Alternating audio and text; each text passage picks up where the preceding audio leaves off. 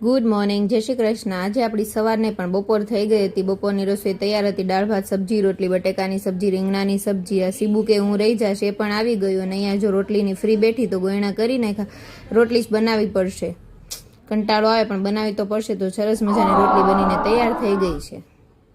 જમી લઈએ પછી આનો સહારો તો લેવો જ પડે।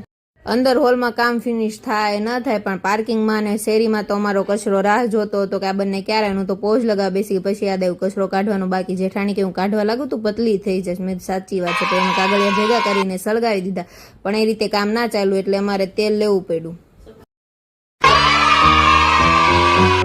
કામ કરીને 4 વાગે એટલે કોટો ફિનિશ થઈ જાય એટલે જો ફરીથી નાસ્તો કરવાનો અહીંયા ચાલુ કરી દીધું છે। પ્રથમ ભાઈ નવો ખેલ કરીને આવ્યા, જોયું બોલ રમવા ગયા એમાં પડી ગયા। અત્યારના મેનુમાં હતી કંટોલાની સબ્જી અને રોટલા અને કાંજી માટે નજરિયા લીધા હતા। કોઈની નજર ના લાગે ને તો મળીએ નવા વિડીયોમાં। જય દ્વારકાધીશ।